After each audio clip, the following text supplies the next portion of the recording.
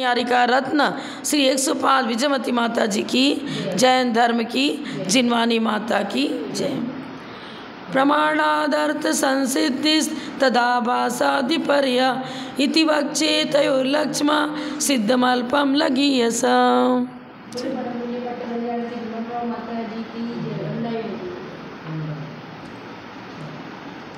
तृतीय परिच्छेद, page number हमारे में तो 41 है। ये 1 नंबर दिया परोक्ष मित्रत सावरण्य करण जनत्य च प्रतिबंध संभवात, हो गया था ना। अच्छा चलो इसी को पढ़ लेते। सावरण्य करण जन्यत्वे च प्रतिबंध संभवात, 12वें नंबर का सूत्र, द्वितीय अध्याय का द्वितीय परिच्छेद।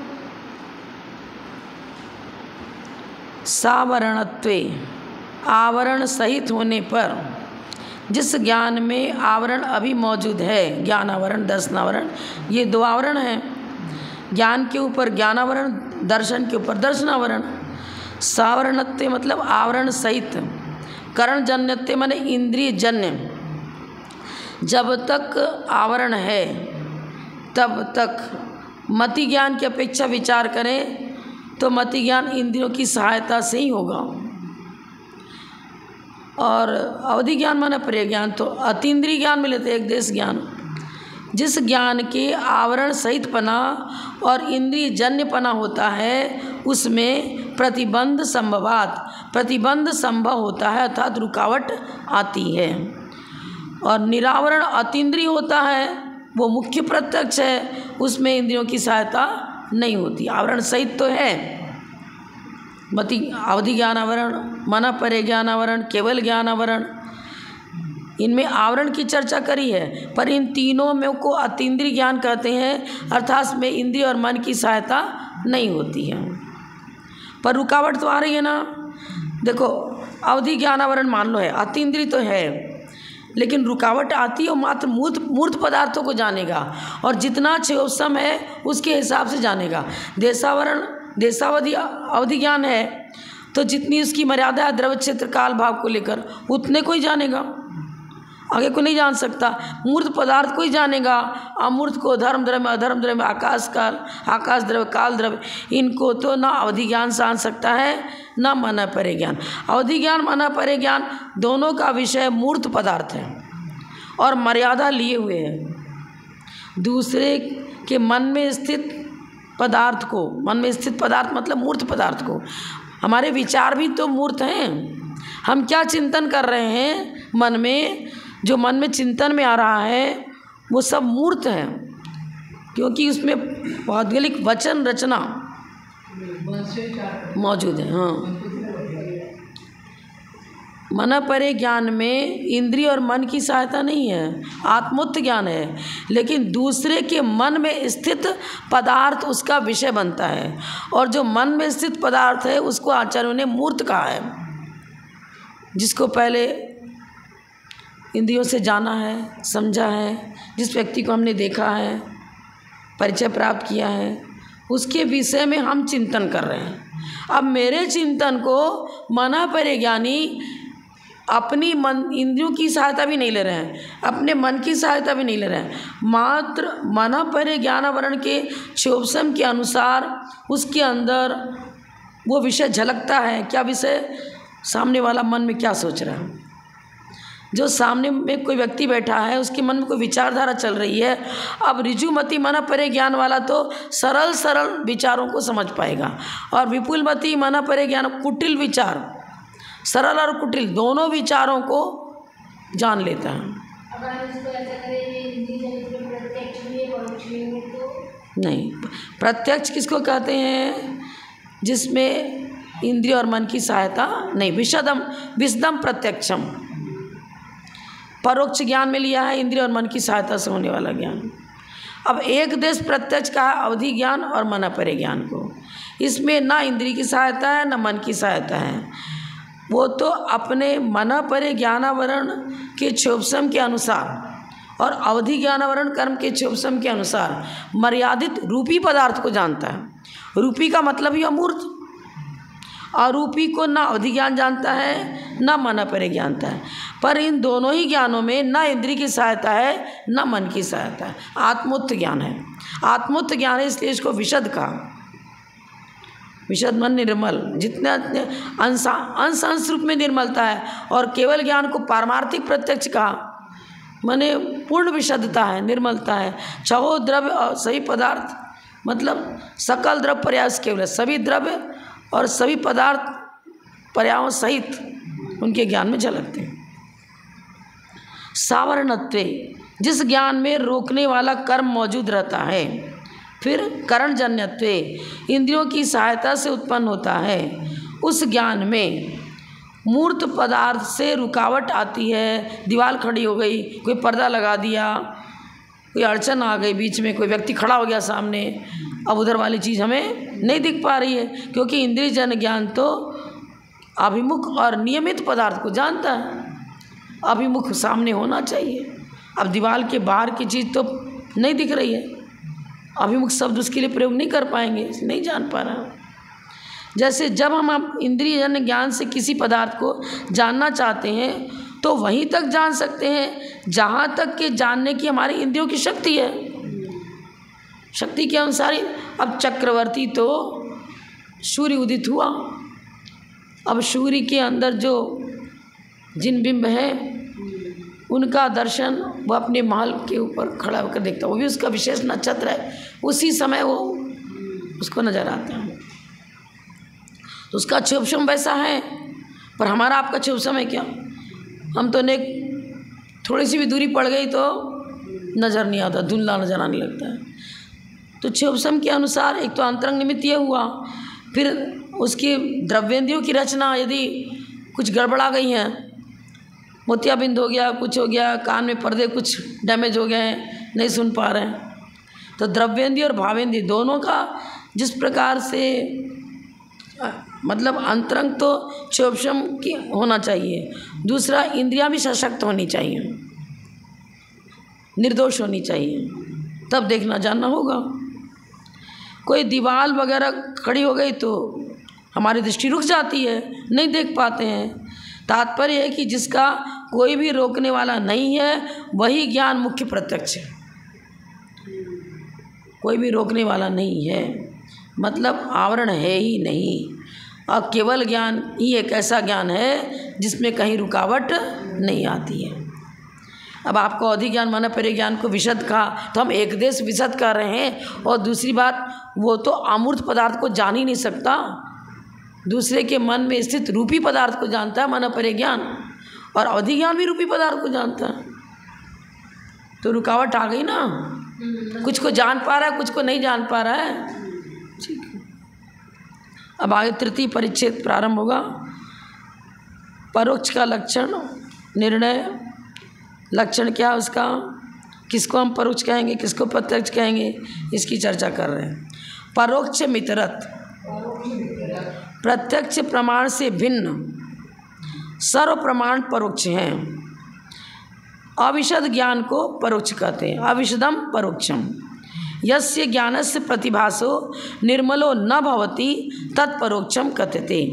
जिस ज्ञान का प्रतिभास निर्मल नहीं है, अर्थात निर्मल नहीं मतलब इंद्रिय और मन की सहायता से जान रहा है, तो परावलंबन हो गया ना, इंद्रिय और मन की सहायता हो गई। जब तक इंद्रिय और मन की सहायता जानना हो रहा, देखना हो रहा है, तब तक वो अविशद माना जाएगा। जहाँ इंद्रिय और मन की सहायता बिल्कुल नहीं ले रहे हैं वहाँ पर विशदता आती है, आत्मोक्त ज्ञान को विशद कहते हैं। अब उसमें एक देश विशद और पूर्ण विशद की चर्चा आएगी, अब आगे भेद प्रभेद सहित पूरी चर्चा करेंगे। प्रत्यक्षादि निमित्तम स्मृति प्रत्यभिज्ञान तर्कानुमानागम भेदम।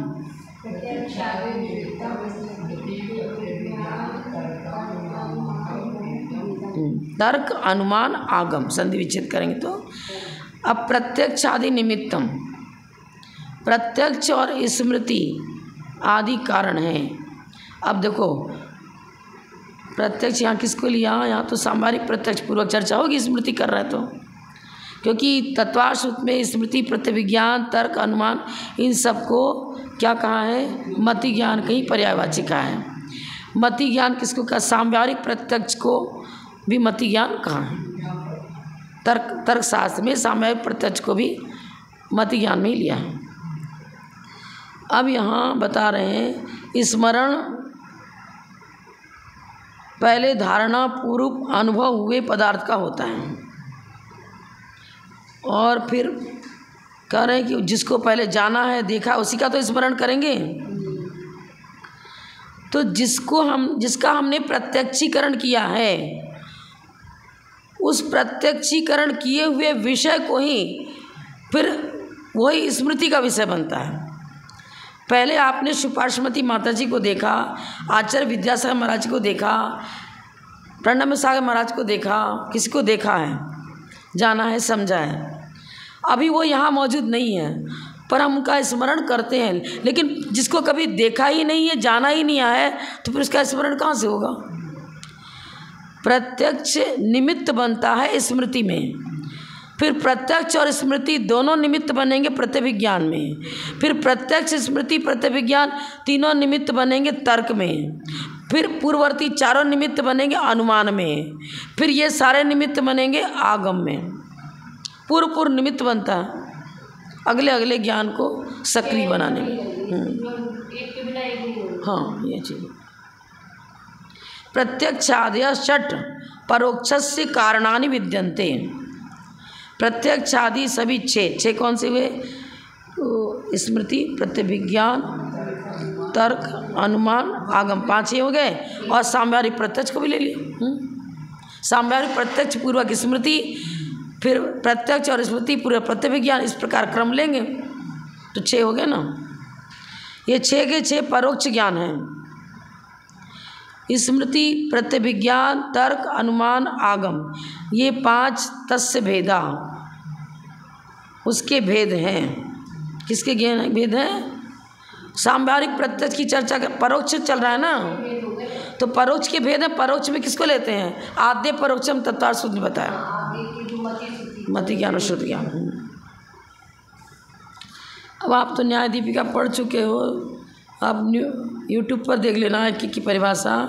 ज़्यादा डिटेल हम नहीं जाएंगे क्योंकि साम्यावरिक प्रत्यक्ष की पूरी डिटेल चर्चा हमने करी थी। उसमें स्मृति ये तो सामने जो है वो साम्यावरिक प्रत्यक्ष हो गया, सामने मौजूद होती। अब वो सामने मौजूद नहीं है, लेकिन कुछ कारण हुआ, उसकी चर्चा चल गई। अब मैं स्मरण करते, हाँ ये विषय तो हमने पहले सुना था, अमुक आचार्य ने इस विषय को पढ़ाया था, नए चक्र हमने प्रमाण सागर जी से पढ़ा था, उसके पहले गणनी आर्य का विजयमती माता जी से पढ़ा था। तो ये सब चर्चा तो स्मृति पूर्वक हो रही है ना, लेकिन पहले सुना था तो हाँ, तो अभी तो आचार्य श्री नहीं है, लेकिन उनकी बातों को याद कर रहे हैं, उनकी देशना को याद कर रहे हैं, तो स्मृति हो गई। अब प्रत्यभिज्ञान पहले हमने कहीं चातुर्मास किया था, वहाँ लोग प्रवचन में आते थे, पर बहुत दिनों के बाद फिर मिलने आ गए, 1-2 साल के बाद दूसरी जगह पहचान लिया, अरे ये तो वही आकोला वाले हैं, ये तो वही टोडा रायसिंह वाले हैं जहाँ हमने चातुर्मास पहले किया था। तो क्या हो गया? प्रत्यभिज्ञान, पहचान हो गई इस व्यक्ति की। स्मृति भी इसमें शामिल है, प्रत्यक्ष पहले प्रत्यक्षीकरण किया वो भी शामिल है। प्रत्यक्ष और स्मृति दोनों के जोड़ रूप ज्ञान को प्रत्यभिज्ञान कहते हैं। तर्क व्याप्ति के ज्ञान को पहले हमने जाना था कि देखो, जहाँ धुएं का परिचय भी लिया, अग्नि का परिचय भी लिया, व्याप्ति भी हमें गुरु ने समझाई थी कि जहाँ जहाँ धुआं होता है वहाँ वहाँ अग्नि होती है। अब तर्क ज्ञान पूर्वक व्याप्ति हमें मालूम होती, व्याप्ति के ज्ञान को तर्क कहते हैं। अब व्याप्ति मालूम है तो मेरा अनुमान भी सम्यक अनुमान बनेगा, नहीं तो कूड़े को देख करके भी समझ लेंगे कि यहाँ अग्नि है, धुएं की पहचान सही रूप में है। अब धुआं दिख रहा है और अग्नि तो दिख नहीं रही है, लेकिन अनुमान ज्ञान से उस धुएं को देखकर अग्नि की जानकारी हो जाती है। पर व्याप्ति पूर्वक हुई ना, बिना व्याप्ति के मेरा अनुमान सम्यक अनुमान नहीं बन पाएगा, अनुमानाभास हो जाएगा।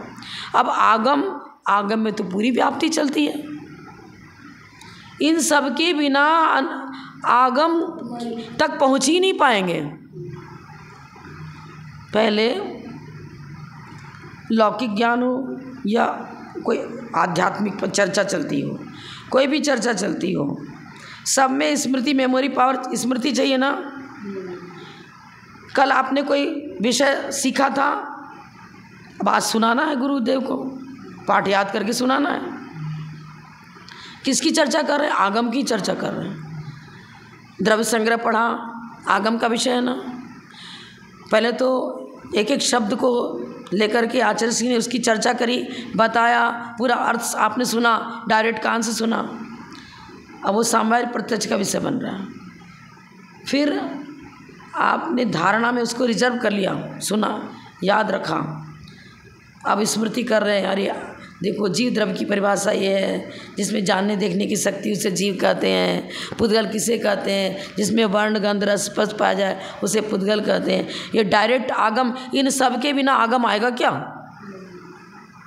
देशना लब्धि के द्वारा पहले आपने गुरु से सब कुछ बातें जानकारी में प्राप्त जानकारी करी उसकी, आगम तक पहुँचे कैसे? बिना देशना लब्धि के आगम हो जाएगा क्या?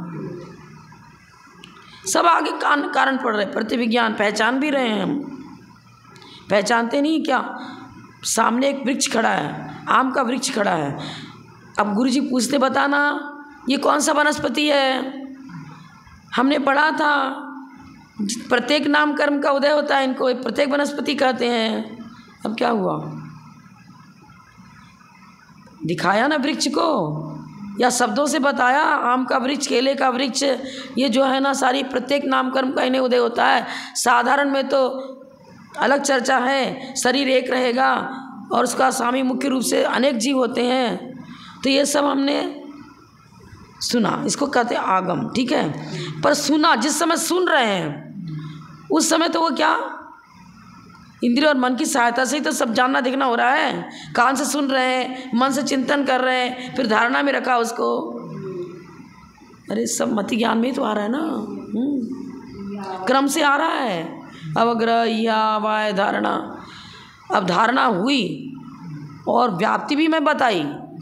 ऐसा नहीं कि वो किसी जीव की मूर्ति रखी, मतलब कोई मूर्ति स्टैचू है, आकार तो पुरुषाकार दिख रहा है, आंगों पांग सब वैसे दिख रहा है, उसको जीव कह देंगे क्या?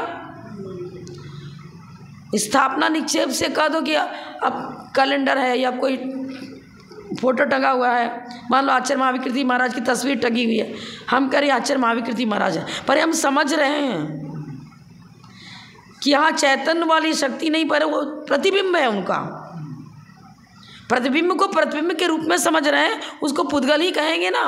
वो चित्त तो पौद्गलिक है, लेकिन किसकी झलक है? उस पुद्गल में किसी की झलक दिखाई गई ना, आकृति दिखाई गई। तो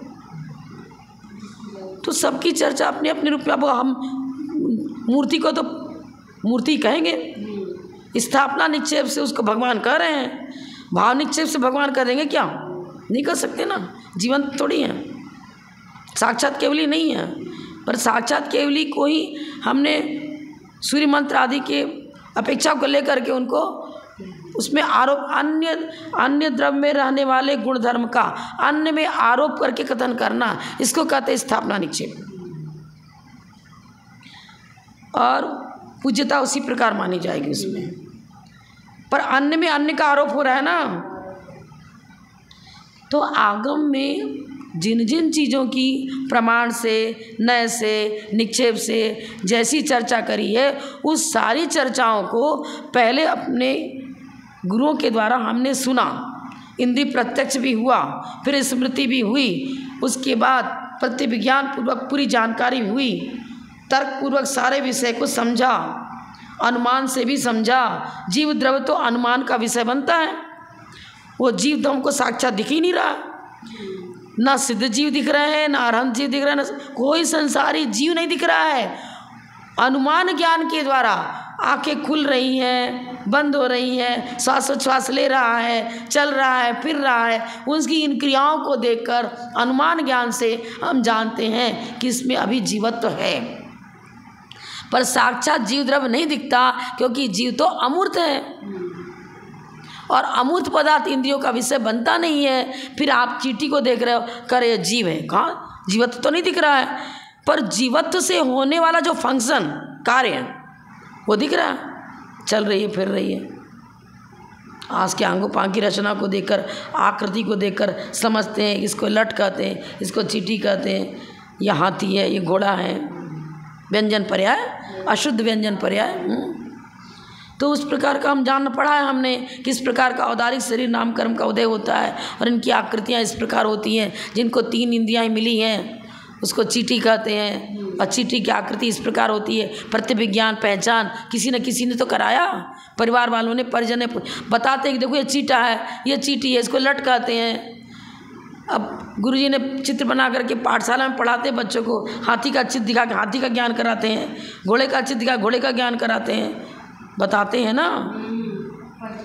हाँ, तो पूर्व भूमिका को लेकर आगे की भूमिका चलेगी सारी की सारी। हाँ, स्मरण पहले धारणा रूप अनुभव हुए पदार्थ का ही होता है। अगर धारणा में कोई पदार्थ नहीं है, भूल गए हैं, तो स्मरण नहीं कर पाएंगे। इसलिए प्रत्यक्ष स्मरण का निमित्त है। हम जो वर्तमान में कोई चीज़, इसको हमने देखा, अब समझ रहे कि ये टेबल है, क्यों? जानकारी है कि इसे टेबल कहते हैं।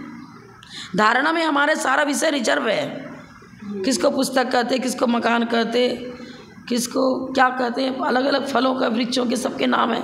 तो सब धारणा शक्ति में मेरा ज्ञान मौजूद है, और उस अनुभव के अनुसार हमारा स्मरण कार्य भी चलता है, स्मृति भी चलती है। प्रतिविज्ञान में उसी प्रकार चलेगा। इस प्रत्यक्ष स्मरण का निमित्त है। प्रतिविज्ञान ज्ञान में स्मरण और प्रत्यक्ष की आवश्यकता पड़ती है, क्योंकि जिस पदार्थ को पहले देखा था उसी को फिर देख रहे हैं तो कहते हैं यह वही है, तो प्रतिविज्ञान हो गया, पुनर्दर्शन हुआ ना। अब दोनों जोड़ रूप ज्ञान हो गया। प्रत्यक्ष और स्मृति दोनों का जोड़ रूप ज्ञान प्रतिविज्ञान कहलाता है। तर्क प्रमाण में प्रत्यक्ष, स्मृति, प्रतिविज्ञान तीनों की आवश्यकता होती है। बता दिया अभी मैंने आपको। जैसे अपने शिष्य के साथ भ्रमण करने के लिए कहीं निकल गया कोई व्यक्ति, किसी विद्वान ने पहाड़ में धूम देखा, शिष्य से कहा तुम्हें याद है तुम अपने रसोई घर में प्रतिदिन धूम देखते हो ना, और अग्नि भी होती है वहाँ, तब तो धूम निकलता है, और यहाँ धूम है तो अवश्य ही अग्नि है, जानकारी करा रहे हैं। अब शिष्य फिर कहीं दूसरी जगह गया बहुत दिनों के बाद, अब गुरु की बात याद आ गई, अब धुएं को ही पहचान रहा है, व्याप्ति भी बिठाई, जहाँ जहाँ धुआं होता है वहाँ अग्नि बस होती है। इस प्रकार सारा विषय लेना पड़ेगा। और आगम में क्या बताया? अन्वय व्यतिरेक, आगम तक पहुँच गए। अन्वय व्यतिरेक की चर्चा करी है आगम में। हेतु किसे कहते हैं आगम में बताया, क्या बताया? सक्रम भाव नियमो अविनाभाव, सभाव क्रम भाव नियम को अविनाभाव कहते हैं। अब ये आगम का विषय भी तो याद में आ रहा है, नहीं तो कोई ऐसा हेतु बैठाए जिसमें ना अन्वय हो ना व्यतिरेक हो। क्या हेतु बनाया? जो खाता है, पीता है, सोता है, बोलता है उसे जीव कहते हैं। हेतु क्या बताया? किसको जीव कहते हैं? हेतु बना जो खाता है, पीता है, चलता है, बोलता है उसे जीव कहते हैं। अब ये हेतु सही है क्या? अन्वय व्यतिरेक बैठ ही नहीं रहा। आपने कहा तो खाना पीना तो हर समय कर नहीं रहा। आपने कहा सोना, अरे हर समय तो सो नहीं रहा, कभी घटित हो रहा है, कभी नहीं घटित हो रहा है। चलना, जो चलता है फिरता है वो जीव कभी नहीं चल फिर रहा है, बैठा हुआ है, तो क्या करो? कभी कभी उसके साथ कारण सटीक, कभी अव्याप्ति, अतिव्याप्ति, असंभव आदि दोष आ जा रहे हैं ना, तो उसको हेतु नहीं कहेंगे, हेत्वाभास कहेंगे। पर हमारे आचार्यों ने तो पक्ष सपक्ष विपक्ष की चर्चा ही नहीं करी, इसको गौणता में डाल दिया। अन्वय व्यतिरेक के लिए वे जो हेतु बैठता है ना उसी को सम्यक हेतु बताया है। ये चीज़ें अब ऐसा है कि मान लो हमने जीव की चर्चा करी, जीव किसे कहते पूछा गया है, और उसने हेतु क्या दिया जीव के लिए? अब वो तो बौद्ध मत वाला बोलता है जिसमें पक्ष सपक्ष भी मौजूद हो, पक्ष में घटित हो, सपक्ष में घटित हो और विपक्ष में न जावे। ठीक है, अब जीव का सपक्ष कौन है जरा बताना? जीव का सपक्ष कौन है? द्रव 6 हैं, सपक्ष कोई है ही नहीं। तो उसका हेतु खंडित हो गया ना। वो तो कहता है पक्ष, सपक्ष और विपक्ष, तीन को हेतु में अनिवार्य रूप से हेतु का लक्षण बताया। जो हेतु पक्ष में घटित हो और सपक्ष में भी जावे और विपक्ष में ना जावे, उसे हेतु मानता है वो, कारण उसको हेतु ठहराता है। अब बताओ, जीव है, उसमें सपक्ष है ही नहीं कोई, पर तो उसका हेतु तो अव्याप्ति दोष से दूषित हो गया ना, नहीं जा रहा है अपने, सपक्ष नहीं मिल रहा उसका। और कोई कोई ऐसा होता है जिसमें विपक्ष ही नहीं मिलता। सद्रव लक्षणम, सद्रव लक्षणम हमने कह दिया, विपक्ष कहाँ है? असत, असत की तो चर्चा ही नहीं कर सकते हम। सद्रव लक्षणम, 6 द्रव्य हैं, बिना द्रव्य के कोई, सत में तो सभी शामिल हो गए, अब विपक्ष कौन रहा बताना? सद्रव्य लक्षणम में विपक्ष कोई नहीं रहा, तो विपक्षात व्यावृत्ति, जब विपक्ष है ही नहीं तो विपक्षात व्यावृत्ति की चर्चा क्या हुई? मूर्त अमूर्त सभी पदार्थ आ गए ना। सद्रव्य लक्षणम में अस्तित्व, वस्तुत्व, प्रमेय, सामान्य धर्म तो सभी में पाए जाते हैं। जो जो जानने का विषय बनता है, जो प्रमेय है वो जो द्रव्य है वो प्रमेय भी है, जो प्रमेय है वो द्रव्य भी है, ठीक है। अब बताना इसका विपक्ष कौन सा है? ज्ञान का विषय तो सभी के सभी द्रव्य बन रहे हैं, केवल ज्ञान का विषय तो बन रहा है ना भाई, किसी न किसी ज्ञान का विषय तो बन ही रहा है ना, इसलिए अन्वय व्यतिरेक को लिया। अब जीव का लक्षण महाराज ने सीधे बता दिया, जिसमें चेतना पाई जाती है उसे जीव कहते हैं। अब जैसे एक इंद्रिय हो, द्विइंद्रिय हो, कोई भी संसारी जीव हो, मुक्त हो, सब में घटित हो रहा है ना चैतन्य शक्ति। तो पक्ष सपक्ष विपक्ष की चर्चा नहीं करेंगे ना, क्योंकि वो बात तो कहीं घटित होती है, कहीं नहीं घटित होती है। इसलिए हेतु का लक्षण बता दिया, सहभावी और क्रमभावी। सहभावी में देखो आगे जीवत चेतना शक्ति है सभी जीव। अब क्रमभावी में ले लो, कई बार बता चुके हैं, सोमवार के बाद मंगलवार आएगा, मंगलवार के बाद बुधवार आएगा, अमुक नक्षत्र के बाद अमुक नक्षत्र, फिर उस नक्षत्र क्रम है नक्षत्रों का, पूर्वचर उत्तरचर करके सारी चर्चा करिए परीक्षा मुख में, इसी में आगे करेंगे। तो क्रमभाव नियम भी घटित होता है। तो हमारा अन्वय व्यतिरेक जिसमें के साथ घटित हो, इस प्रकार के हेतु को ही हम सम्यक हेतु कहेंगे। ये सब चर्चाएं हैं। तो इसलिए सम्यक ज्ञान माने परोक्ष ज्ञान भी सम्यक ज्ञान है।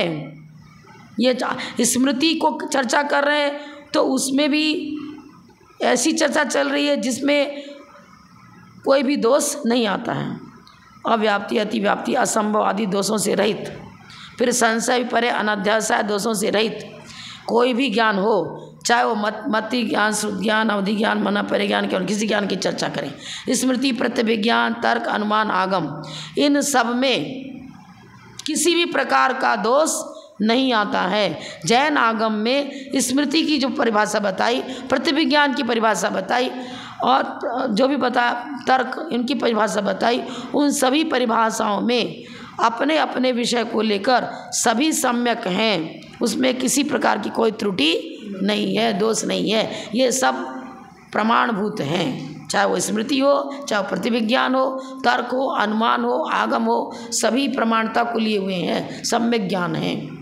मति ज्ञान के पर्यायवाची कह लो, मति ज्ञान के भेद कह लो, सब एक प्रकार एक ही, मतलब सम्यकपना सब में मौजूद है। किसी को आप प्रमाणाभास नहीं कर सकते, क्योंकि अन्वय व्यतिरेक को लिए हुए चल रहा है ना सारा। लक्षण अपने अपने स्वरूप को लिए हुए सभी हैं। स्मृति का लक्षण प्रतिविज्ञान में नहीं है, प्रतिविज्ञान का लक्षण तो अपना अपना है, पूर्व को लिए हुए आगे आगे अपने अपने विषय को लेकर चल रहे हैं, अपने अपने विषय को लक्षण, उसमें लक्षण सही घटित हो रहा है, लक्षणाभास नहीं है, प्रमाणाभास नहीं है, अपने अपने स्वरूप को लिए हुए हैं। इसलिए प्रामाणिकता उनको देनी पड़ेगी, कोई दोष उसमें नहीं है। और वस्तु को एक धर्मात्मक मानेंगे तो सारे दोष उपस्थित हो जाएंगे। सर्वथा नित्य माने, क्षणिक माने, बहुत सारे दोष आ जाएंगे, स्मरण ही नहीं कर पाएंगे। लोक व्यवहार भी नहीं चलेगा यदि वस्तु को एक धर्मात्मक माने तो। दूध से दही बन ही नहीं सकता, गर्भ में बालक आ ही नहीं सकता, आ भी गया तो पनपेगा नहीं, बड़ा भी नहीं हो सकता। पढ़ना लिखना सब कुछ भी है ना, सब स्मृति प्रतिविज्ञान तर्क अनुमागम सब बद ज्ञान शुद्ध ज्ञान की भूमिका पूरी की पूरी जैन फिलॉसफी से व्यवस्थित है। आप बहन को देखकर बहन क्यों कर, स्मृति में है जब तो जान रहे ना। प्रतिविज्ञान भी तभी काम कर रहा है, तो और किसी को बहन कहने लग जाओ। और बराबर व्यवस्थित है। लोक व्यवहार ने क्या है, उपचरित व्यवहार ने क्या है। उपचरित व्यवहार ने से ये मेरा मकान, ये मेरा पति, ये मेरा पुत्र, ये मेरा भाई, सब व्यवहार सही है उपचरित व्यवहार ने से। और उसमें भी उपचरित असद्भुत व्यवहार ने से, उसमें भी चर्चा कर दी ना, उपचरित असद्भुत व्यवहार ने से, क्योंकि इनका संश्लेष संबंध नहीं है। जिनका संश्लेष संबंध है उसके साथ अनुपचरित लगाएंगे। अनुपचरित असद्भुत व्यवहार नहीं। असद्भुत व्यवहार नहीं के भी दो भेद, उपचरित असद्भुत व्यवहार और अनुपचरित असद्भुत व्यवहार। 8 कर्म जिनके साथ मेरा संश्लेष संबंध है, शरीर आदि का संश्लेष संबंध है, तो इनको हम क्या कहेंगे, प्रदेश भेद तो है ही, ये पौद्गलिक है। मैं जीव तत्व हूँ, जीव द्रव्य अलग है, शरीर अलग है, प्रदेश भेद तो है, लेकिन दूध और पानी की तरह एक में एक का संश्लेष संबंध हो रहा है। तो यहाँ पर संश्लेष संबंध होने के कारण से उनको किस में लिया, अनुपचरित असद्भुत व्यवहार ने। और पुत्र तो दुकान में बैठा हुआ है, पिता मंदिर में बैठे हुए हैं, ऐसे हमारे 8 कर्म हमसे अलग है क्या, संश्लेष संबंध को प्राप्त है ना। लक्षण अलग अलग हो गया, पृथक है बिल्कुल, पर ज्ञाना और दर्शनारण आदि कर्म प्रदेश भेद तो है, पर दूध और पानी की तरह बिल्कुल एक में घुल मिले हुए हैं, एक क्षेत्रावकाश संबंध। कर्माण वर्गणाएं जब कर्म रूप परिणत होकर जीव के साथ संश्लेष संबंध को प्राप्त जाते हैं, तब उन्हें हम कर्म कहते हैं। तो जो 8 कर्मों का मेरे साथ संश्लेष संबंध हो रहा है, उनको भी हम कहते हैं मेरे द्वारा उपार्जित कर्म है। मैं दुखी हूँ क्योंकि मेरे असाता कर्म का उदय चल रहा है। तो असाता कर्म के उदय के कारण से रोग शोक आदि व्याधि हुई। ये सारी चर्चा जो चल रही है वो अनुपचरित असद्भुत व्यवहार ने से चर्चा मानी जाएगी। सारा कथन असाता कर्म के उदय से होने वाला कार्य, उसको हम किसका विषय बनाएंगे, अनुपचरित असद्भुत व्यवहार ने। सद्भुत व्यवहार में क्या लेंगे, अब मुझे समय सार का ज्ञान है, मैं समय सार पढ़ चुका हूँ, भेद विवक्षा हो गई ना, पर्यार्थिक का विषय हो गया, भेद विवक्षा हो गई। अपने ज्ञान में मैं ज्ञानी हूँ,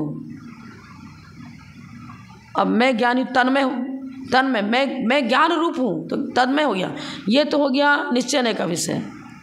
पर मुझ में कितने प्रकार का ज्ञान है, मैं हिंदी भाषा भी जानता हूँ, मैं संस्कृत भी जानता हूँ, इंग्लिश भी जानता हूँ, इत्यादि जो भेद विवक्षा लेकर के चर्चा की जा रही ना, ज्ञान में जो भेद विवक्षा चल रही है, मुझ में 2 ज्ञान है, मति ज्ञान और शुद्ध ज्ञान। अब मुझ में अधिकरण भेद विवक्षा कर दी ना, मैं ज्ञान में हूँ, जीव ज्ञान में है, ये निश्चय का विषय हुआ है, और जीव में ज्ञान है, भेद विवक्षा हो गई।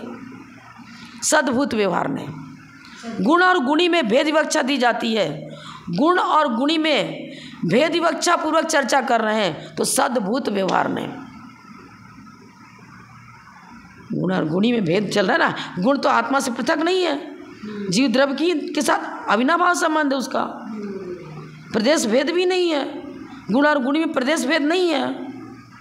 प्रदेश भेद न होने पर भी हम भेद रूप चर्चा कर रहे हैं। आत्मा में ज्ञान है, आत्मा में सुख है, आत्मा में वीर शक्ति भी मौजूद है, जानने देखने की शक्ति मौजूद है आत्मा में। अब में लगा दिया ना, कारक के पीछे भेद कर दिया, भेद विवक्षा हो गई। अब ये सद्भूत व्यवहार ने, सद्भूत माने आत्मिक गुणों की चर्चा है, आत्मिक गुणों की चर्चा है। प्रदेश भेद के बिना 2 अलग भिन्न भिन्न पदार्थ नहीं है, पदार्थ एक वो जीव द्रव्य ही है, उसी के अंदर मौजूद उसी के गुणों की चर्चा की जा रही है। तो चित चैतन्य स्वरूप जीव में चेतना पाई जाती है, तो भेद विवक्षा हो गई। सद्भूत व्यवहार नहीं, सद्भूत व्यवहार नहीं हुआ, भेद विवक्षा हो गई। अभेद रहेगा तो निश्चय नहीं। आत्मा ज्ञान में, ज्ञान घन में है, ज्ञान घय ज्ञान घन, ज्ञान में तन में कोई चीज़ कर रहा हूँ। तो जैसे पुद्गल में, तो पुद्गल का रूपिणा पुद्गला बताया ना, तो पुद्गल और रूप दोनों में वर्ण भेद विवक्षा न रखते हुए तन में चर्चा किया जाए तो वो निश्चय का विषय हो जाएगा। और अभेद में भी भेद करता है तो व्यवहारने का चर्चा होगा। अभेद में भेद, गुण और गुणी में अभेद है, पर फिर भी भेद रूप कथन कर रहे हैं। आगम तो बहुत बड़ी चीज़ हो गई। आगम में सारा व्यवहार ने, निश्चय ने लेकर के जिस जिस रूप में जैसा ऐसा कथन किया है उस प्रकार से कथन करना। माने समन्तात। अभेद में भेद, मुझ में मति ज्ञान शुद्ध ज्ञान दो ज्ञान पाए जाते हैं। अवधि ज्ञान मुझ में नहीं है, अभी मना परे ज्ञान नहीं है। तो भैया मति ज्ञान शुद्ध ज्ञान, आत्मा तो ज्ञान घन ज्ञान में है। गुण और गुणी में प्रदेश भेद नहीं होता है। फिर भी आपने गुण और गुणी में भेद पूर्वक चर्चा करी, चर्चा भेद पूर्वक हो गई ना। गणनिहारिका विजयमती माता जी में बाह्य तब भी था और अंतरंग तब भी विशेष रूप से देखा गया, पाया गया। तो अब भेद विवक्षा हो गई ना। विवक्षा में भेद है, स्वरूप में भेद नहीं है भाई। स्वरूप में भेद नहीं है, विवक्षा में भेद कर रहे हैं ना। आत्मा में जीव द्रव केवली हो गया, केवल ज्ञान प्राण। अब उनको अनंत चतुष्टय का आधारी बता रहे हैं। केवली में अनंत ज्ञान, अनंत दर्शन, अनंत सुख, अनंत वीर पाया जाता है।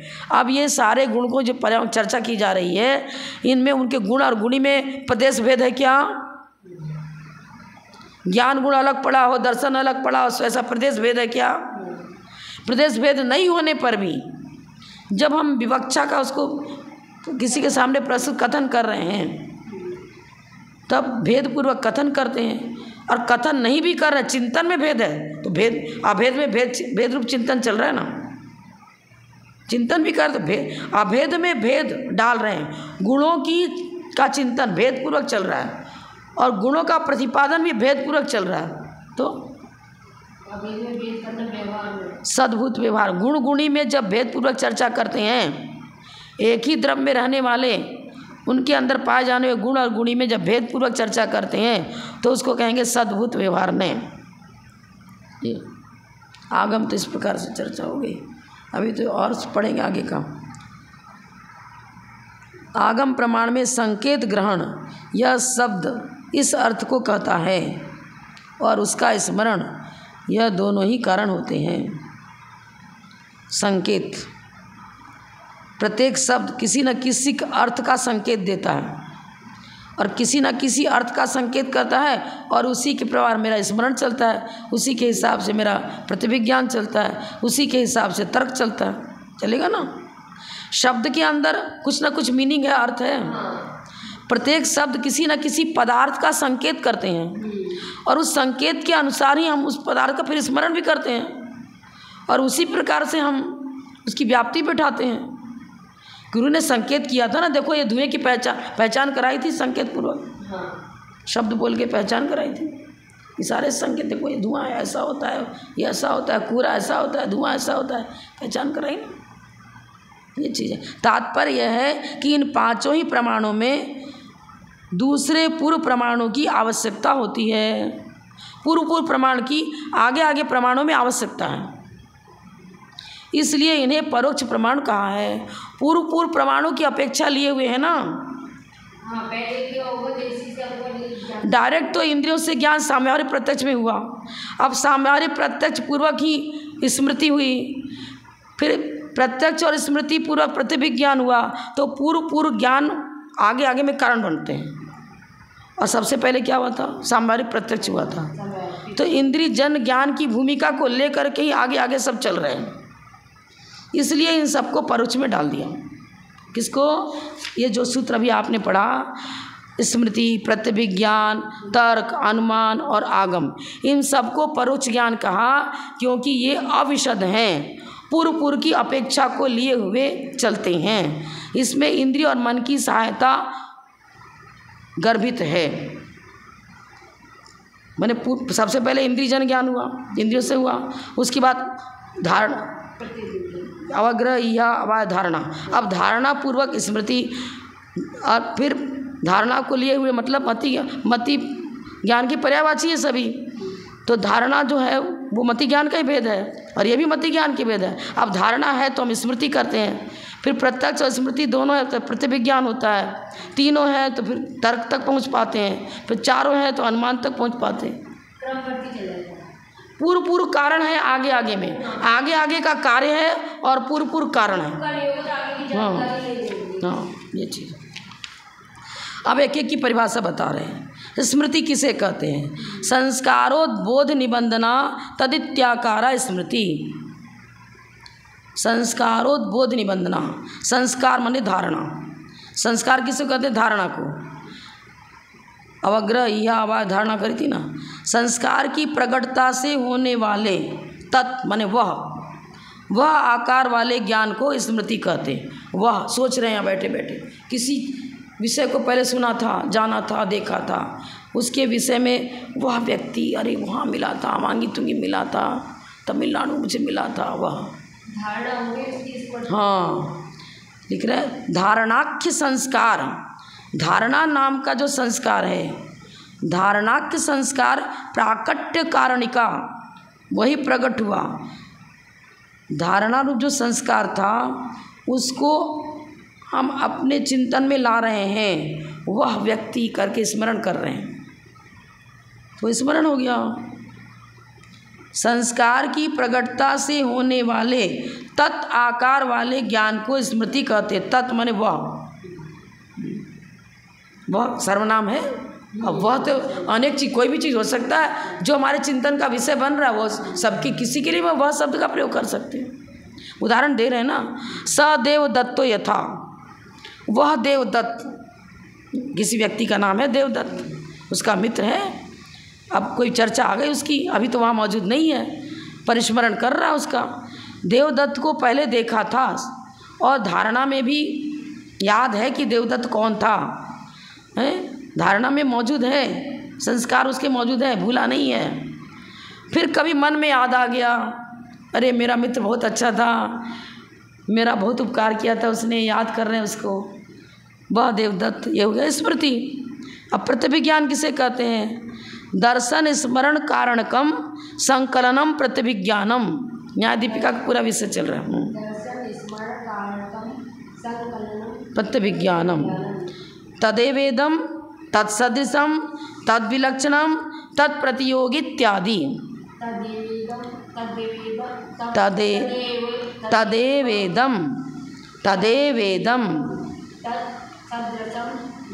तद्विलक्षणम तत्प्रतियोगी इत्यादि।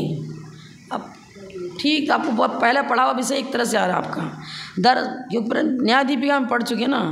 दर्शन स्मरण कारणकम, दर्शन पहले देखा था, फिर स्मरण भी किया। अब दर्शन स्मरण दोनों के जोड़ रूप संकलन, दोनों उसमें कारण पड़ रहे हैं और दोनों का संकलन कारण बन रहा है। अकेला दर्शन भी नहीं, अकेला स्मरण भी नहीं, वो दोनों ही संकलित हो रहे हैं। उसके बाद प्रतिभिज्ञान प्रकट होगा, वर्तमान का प्रत्यक्ष और फिर स्मरण उसका किया। उन दोनों कारणों से होने वाला जो जोड़ रूप ज्ञान है उसको हम प्रतिभिज्ञान कहते हैं। प्रतिभिज्ञान में एकत्व प्रतिभिज्ञान में क्या होता है? वस्तु एक ही है। बाल्यावस्था की फोटो भी पुत्र की मौजूद है, युवावस्था की मौजूद है, वृद्धावस्था की मौजूद है। अब हम कह रहे हैं तीनों ही अवस्था में ये मेरा पुत्र है। व्यक्ति एक ही है और काल क्रम से होने वाली जो उसकी पर्याय हैं उसको क्या कहते हैं? एकत्व प्रतिभिज्ञान। पहचान रहे ना चित्र से, सब चित्र सामने हैं पर पहचान रहे, अरे कोई दूसरा नहीं है तो वही तो है।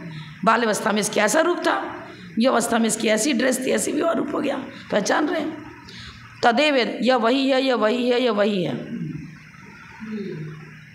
एक ही वस्तु में काल क्रम से होने वाली पर्याय चेंज हो रही हैं। जीव द्रव्य एक ही है, लेकिन काल भेद से उसमें पर्याय परिवर्तित हो रही हैं। हाँ, तो उसको कहेंगे एकत्व प्रतिविज्ञान। उसमें पहचान कर रहे हैं स्मृति पूर्वक। तत्सदृशम, अब मिलता जुलता सदृशता को लिए जब चर्चा चलेगी, हाँ, यह उसके सदृश है। गो गवाय के सदृश है। नील गाय बोलते हैं, रोज इंग्लिश से बोलते हैं रोज। गाय के समान आकार है इसका। अब गो और गवय दोनों में सदृशता दिखाते हुए चर्चा कर रहे हैं। तो दो में सदृशता दिखा रहे हैं, तो ये क्या हो गया? सादृश्य प्रतिविज्ञान। गाय और भैंस दोनों की पर्याय अलग अलग हैं, विलक्षण आकार ही अलग है। तो गाय को गाय कहेंगे, भैंस नहीं कहेंगे। भैंस गाय से अलग है, विलक्षण आकृति को लिए हुए है, भिन्न आकृति को लिए हुए है, तो उसको विलक्षण कर दिया। प्रतियोगी मतलब देखो, अब प्रतियोगी माने तुलना करके कहेंगे, तुलनात्मक अध्ययन करेंगे। 3 लकीर खींची आपने, एक छोटी, एक उससे बड़ी और एक उससे बड़ी। अब हम करें बताना कौन सी लकीर सबसे बड़ी है। अगर तुलनात्मक अध्ययन करेंगे तब उसको कह पाएंगे कि ये बड़ी है। और एक ही लकीर खींची है तो उसको बड़ा छोटा क्या कहेंगे? 3 भाई हैं, सबसे पहले पैदा हुआ था, उसके बाद कुछ बरस के बाद फिर एक संतान पैदा, फिर 3 भाई मौजूद। अब बड़ा भाई कौन? तो तीनों का अध्ययन करते बता रहे हैं ना, अन्य की अपेक्षा लेकर के बड़े और छोटे की चर्चा कर रहे हैं।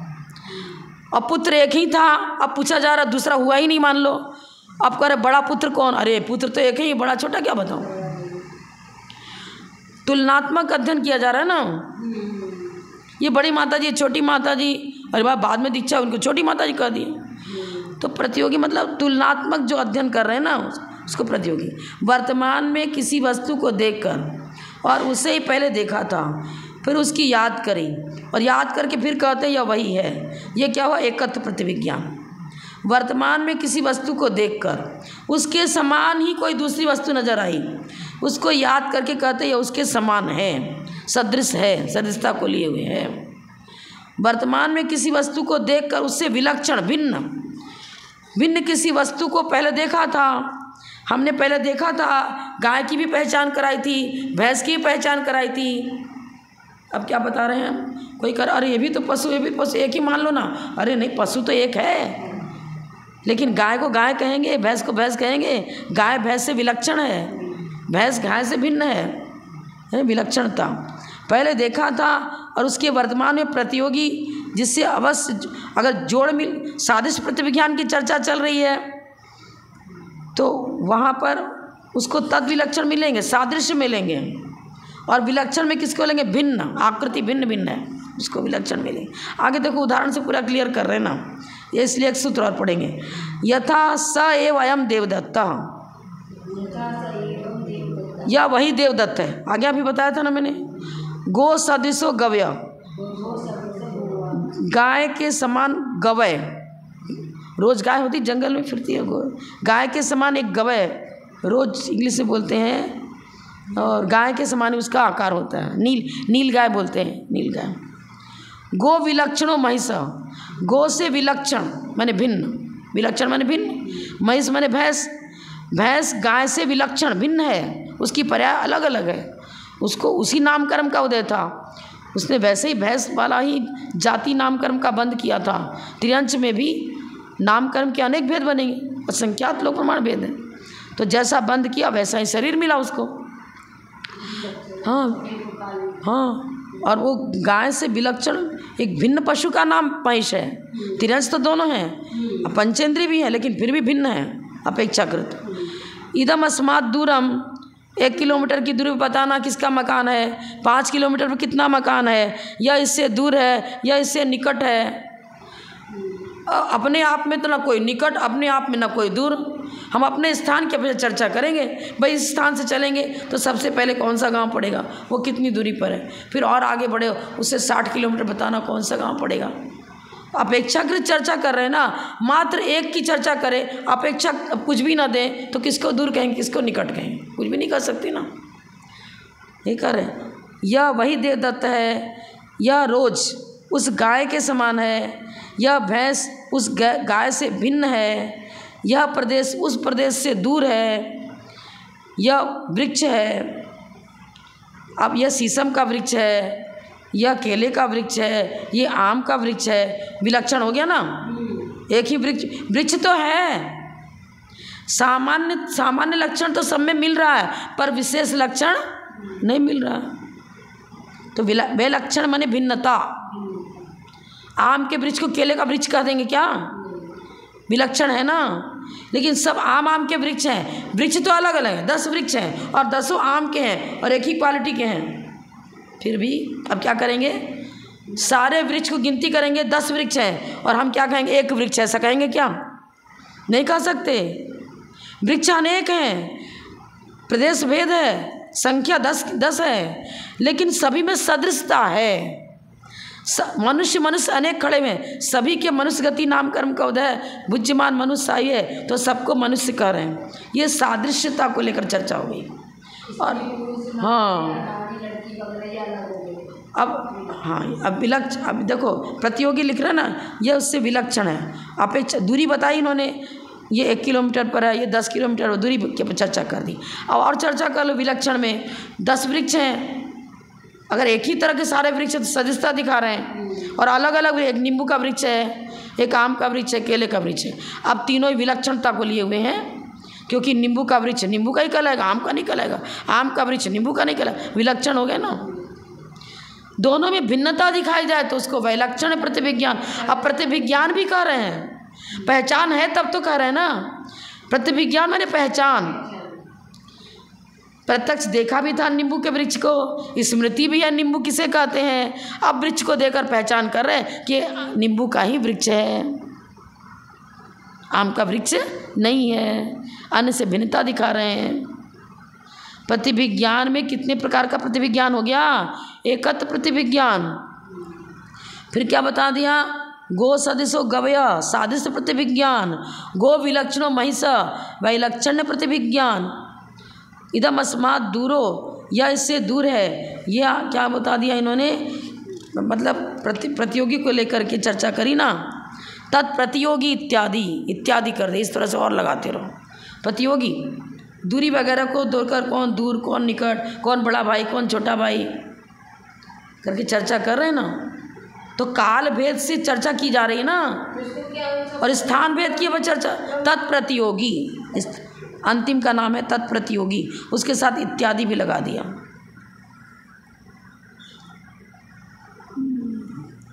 सब इसमें पूरा उदाहरण वही का वही दिया है। यह इससे दूर है, वह प्रातियोगिक प्रतिविज्ञान है। प्रातियोगिक प्रतिविज्ञान, किसी वृक्ष को देखकर, वृक्ष सामान्य तो सब में घटित हो रहा है। अब वृक्ष सामान्य भी समझ में रहे हैं, उसकी क्वालिटी भी समझ रहे हैं।